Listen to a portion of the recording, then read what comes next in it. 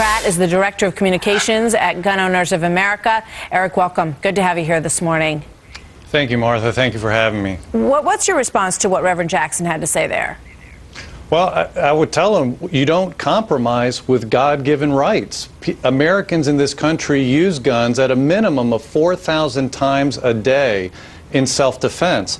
And that's according to Clinton Justice Department figures. But now we have the White House trying to insert itself and tell Americans what they can use, what they need, or what they don't need. And we would say, Mr. President, we have a Bill of Rights, not a Bill of Needs. And we especially find it offensive that it's the same administration which oversaw gun running, which approved the sales of thousands of firearms into criminal hands, which went south of the border through Fast and Furious. Those guns resulted in killing hundreds of Mexican citizens and one of our own border agents. And so now we have the administration which approved those sales into illegal hands, now turning around and telling the American citizen, oh, by the way, we're not going to let you buy those types of firearms. That's just wrong. Understood. You know, and obviously both sides feel very strongly about this. And I think everyone recognizes we wouldn't even be having this conversation right now if it weren't for what happened in Newtown.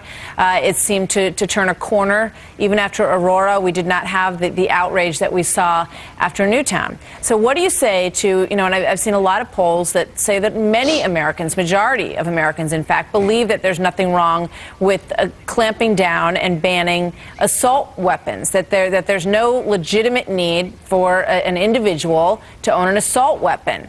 What do you say to that? Well, again, I would say it gets very dangerous when we start saying, here's what you need or don't need. We have a Bill of Rights, not a Bill of Needs. Why does someone need an assault weapon, though?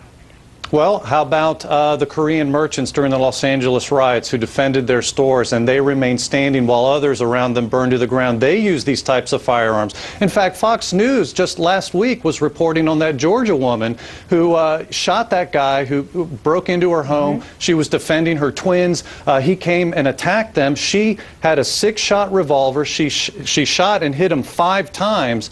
That still didn't kill him. She hit him 5 times in the head and in the neck. He was still able to get up, go out of the house, and drive away. Now, just imagine if she was facing multiple attackers. I think that just underscores the fact why there may be situations where Americans are going to need more than just a 6-shooter, especially when you're facing drug-induced individuals who are resistant to pain or multiple attackers. So what do you think we're going to hear? Because the word was late last week that the White House felt that they would not be able to pass any sort of assault weapons ban in Congress and that they were going to back off that. And then the next thing that was trickling out on this was that, yes, they would go forward and try to press for the assault weapons ban, the multiple clips ban, as part of this legislation proposal that we're going to hear tomorrow. What are you folks expecting? Well, I tell you what we're expecting that probably won't happen. What they're not going to be talking about is talking about allowing what Utah has done and certain other parts of the country where teachers and principals are able to own firearms. We need to close the school zone loophole because Americans can carry arms virtually anywhere around the country, except in these school zones. They fear prosecution. And so as a result, you know, here Congress passed this gun-free school zones law. Isn't it interesting that now these have become the magnets where criminals and terrorists who want to make a name for themselves, they go to the places. They don't go to police stations to shoot it up or a gun store or a gun show. No, they go where they're going to be the only one with a firearm. And that's what's made our schools so dangerous. I think we should do what Israel did.